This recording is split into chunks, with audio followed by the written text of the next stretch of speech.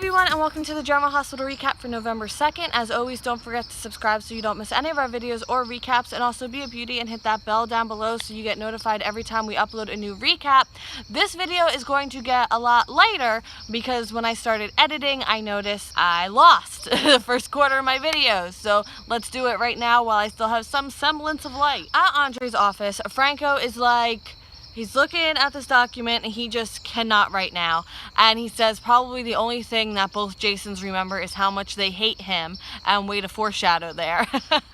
Elizabeth finds him in Andre's office. She's cleared to go home and he's really distracted and is like, oh, are we sure that's the best thing? Like, she thinks she knows why he's here. He wanted to see the painting because he never meant for the painting to be sold, and maybe he wants it back. And Franco tells Elizabeth that Dr. Maddox is leaving town, and she's like, what? When? What? And he's like, oh yeah, like he's going to be gone for good. And she's like, what am I gonna tell Jake? And she's upset because Jake is stuck on this like delusion of this guy at the park who looks like his dad used to look, and she wants him to have someone to talk him through it. So like she is so like upset right now. In another part of General Hospital, Steve, Bert, and Jason comes into Sam's room. She sees him and it's him. Yeah, oh my goodness, it's so beautiful, right? She feels like she's losing her mind. Same. He sits next to her. He takes her hand. He says it's him. It's absolutely him. She can't make sense of it, and he can't either, to be quite honest with you. He tells her that she's not crazy. He's here. He is Jason. Danny comes in. Oh my goodness. He only knew Danny for like 5 minutes when he was a baby, and now we have to like go back to 5 years ago. What did everyone know at the time? He didn't even know Danny was his when he finally came back into the picture after that kind of out of character acting he was doing with the whole John McBain Sam thing, which was just a hot mess. Jason says he's a friend of his mom's and he knew his uncle, the one he's named after.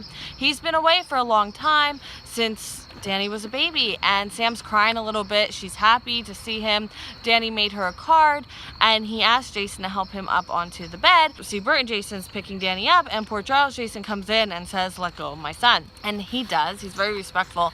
And Steve, Bert, and Jason goes to the door, and poor Charles Jason comes like all the way into the room, and then Carly comes over. Sam's doing great. And Sam hints, and Carly takes Danny to peds, where the playroom is, to pediatrics. Poor Charles Jason threatens Steve, Bert, and Jason, and Steve, Bert, and Jason says he doesn't know what's going on, but he is Jason Morgan. Poor Charles Jason feels that Steve, Bert, and Jason is just saying rehearsed lines, and Steve, Bert, and Jason wants to know one more thing. Danny looks like Jake, and Sam tells Steve, Bert, and Jason that Heather and Franco lied.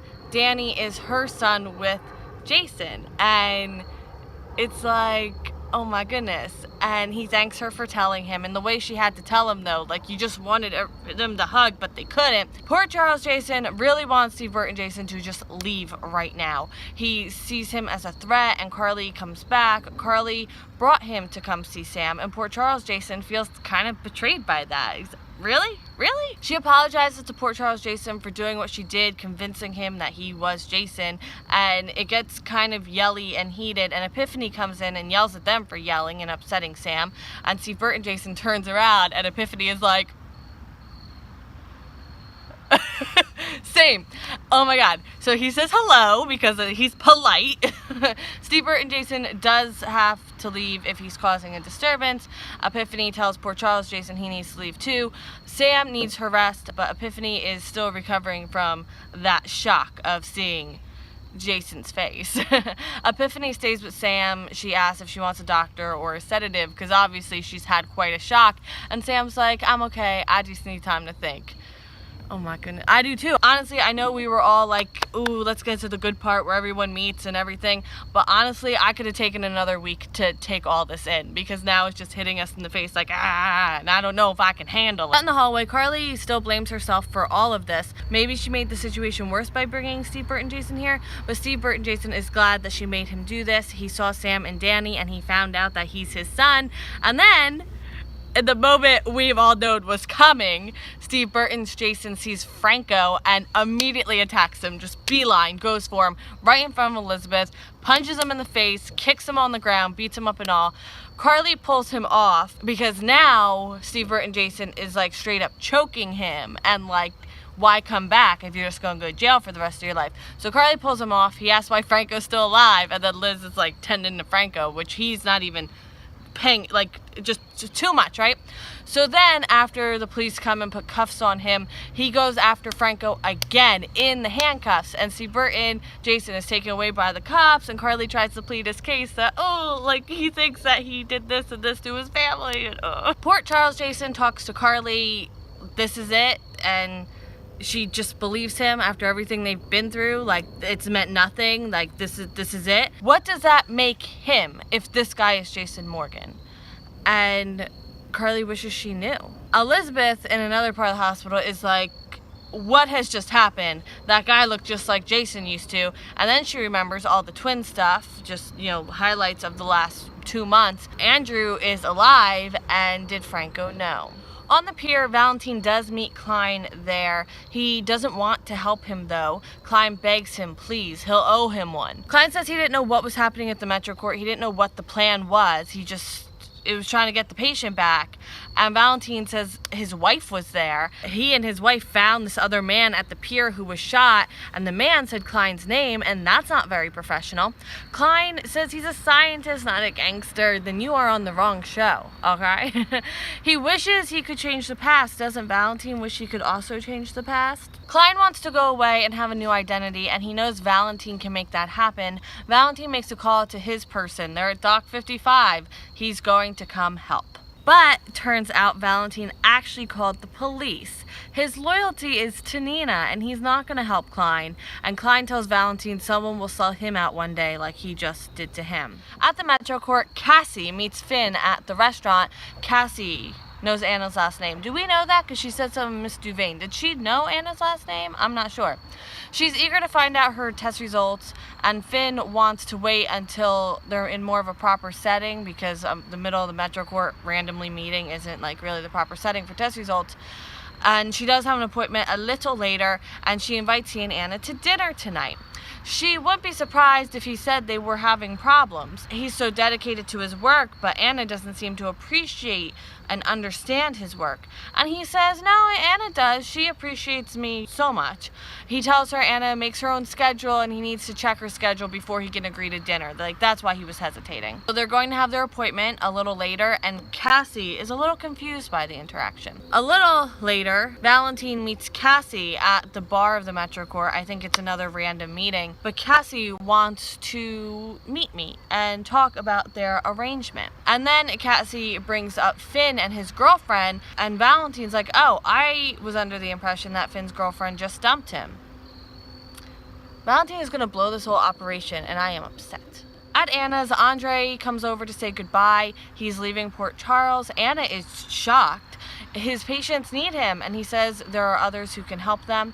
Anna credits him with helping her escape her grief and getting out of that whole Carlos mess. He asks no matter what she hears about him, please remember he tried to help people. She always wondered how he could turn away from the WSB for his job at General Hospital. And he's like, no, I love my job at General Hospital, and he's not going back to the WSB. He is going to very much miss the hospital.